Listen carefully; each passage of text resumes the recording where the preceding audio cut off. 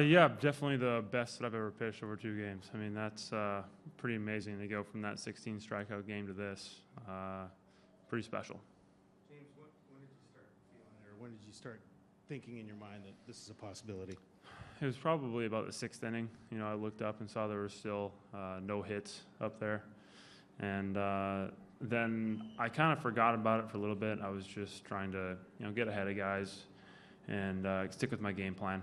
And then probably the 8th inning is when it started becoming a little more real. 6 outs away. The 8th inning we had those balls hit very hard right at people. And it kind of made me laugh on the mound. I was like, man, this is just insane. And then the 9th inning came around, and we just went right after him through fastballs, top of the zone, my best pitch. And it worked out. The defense made amazing plays behind me. My catcher, Zanino, was unreal tonight, putting down the right fingers. And we got lucky a few times. I think that's all part of it. Did you feel the Toronto crowd get behind you in the 9th inning there? I did, yeah. Early in the 6th inning, 7th inning, I could hear a few of them kind of getting on me, saying, "Oh, you're going to give it up." But I just kept on going. And then by the 9th inning, I could hear the cheers starting to happening when I got outs and stuff. People are starting to get excited about it. James, what did this mean, accomplishing this feat in Canada and against the team that originally drafted you? Pretty amazing. To have it happen in Canada, I mean, what are the odds of that happening? I mean, it's pretty amazing to make that happen in Canada, and it's just very special. And against the Blue Jays? Against the Blue Jays, yeah. I mean, yeah, he couldn't write this stuff. I mean. Pretty amazing to have it happen against the Blue Jays at home in Canada. Really great to have I had some family here tonight and some friends. It's special to share that with them. And awesome that it was on TV in Ladner, BC, on Rogers. So those are the only games I get over there. So all my friends and family got to watch over there too. James, you had 99 on your last 2 pitches, I think the hardest 2 of the night. What was going through your mind there, and how fast was that adrenaline going? I mean, Josh Donaldson. The guy's pretty good. So I was like, I better bring my best stuff right here. I'm going to rear back and throw it as hard as I can. That's fastball's obviously my best pitch. They know it, I know it. And I was like, I'm going to let it rip at the top of the zone and see what happens. And then he smoked that ball to third base, and Seager made an amazing play. That was happening all night long. James, you mentioned the hard hit balls against you in the 8th and the 7th. There was the Seager play diving down the third base line as well. What was your vantage point on that, and did that give you a little bit of a sense that this might be a special night brewing as well? Yeah, when you've got that stuff going on, and how I felt on the mound and just everything that was happening, it almost felt like it was meant to be. It was a weird feeling out there. And I got to the 8th inning and the 9th inning. I saw how hard our positional players and Mike behind the plate were pulling for me, and really giving it everything they had. And so I was doing the same. I went out there and I gave it everything I had, and it worked out. James, I see you have a tattoo of a maple leaf on your left forearm that looked like some details in there that I couldn't see. I wondered if you could describe it so I can describe it accurately. Yeah, so it's a maple leaf, and inside is kind of a mural of a island that my family has a cabin on. That it's called Boyer Island, and when I grew up, as I was growing up, we'd go there 2 weeks of summer until I started playing baseball every summer, and then I didn't get to go very often. But it just is a place that reminds me of family, and it's just kind of a special thing for me, having not lived in Canada for the past 10 years or so. It just reminds me of home. James, have you, 2-part question, have you ever heard of Dick Fowler before? I have not. I probably should now, though, shouldn't I? You're aware who he is, and now you've joined his company. With the second Canadian in MLB history to throw a no-hitter, that must be just kind of mind-boggling for you. Very special. I'm honored to be the second Canadian to throw a no-hitter in the big leagues.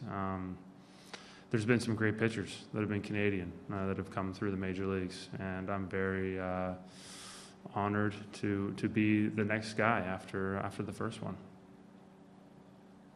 James, can you just you know, it's been a long journey for you to get to this point. Can you just talk a little bit about what it's been like from when you first started in the big leagues, the injuries, everything that you've gone through to kind of get to this point? Yeah. You know, funny story. My first start here in Toronto, I don't know if you guys remember that. I do. I went 1.1 innings, I think, and gave up 9 earned runs. So we've come quite a ways from that. I've had to battle injuries almost every year of my career so far. Knock on wood that I'm going to be able to stay healthy this year.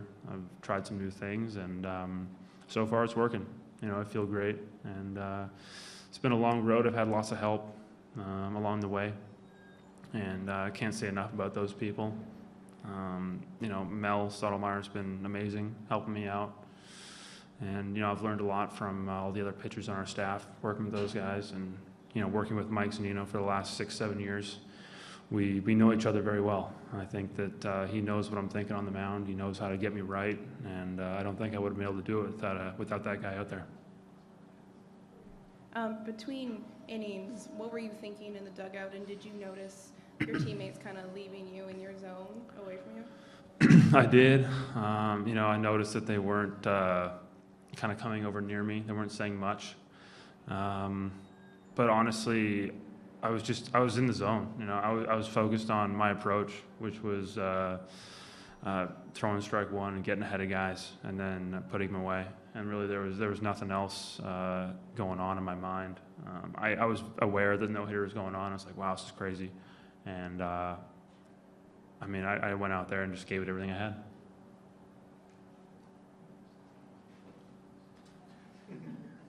So how does a win like this motivate you for the rest of the season? Well, I'm probably not going to throw no-hitters every time out. And I think that's the first thing I need to realize, is that it's not always going to be like this. This is very special and an amazing moment, but I do have to pitch again in 5 days. And it's, I think, important that I don't try and chase the results of a no-hitter. You know, instead I need to stick to my approach, and that's what allows me to be successful.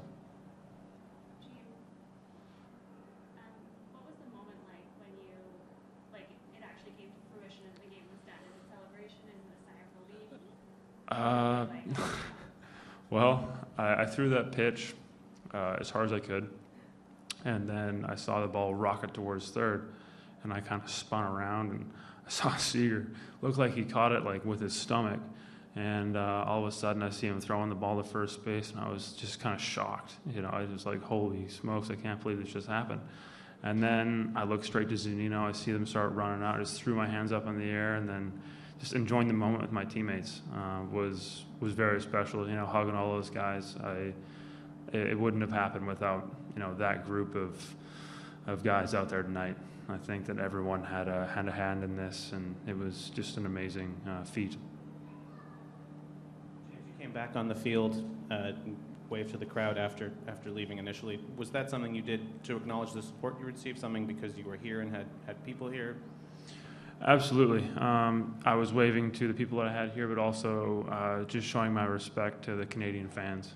You know, I really appreciate, you know, their cheers after the game, you know, supporting me being Canadian, and that was very special, and I just wanted to show them that I heard them and that I was very grateful for their support.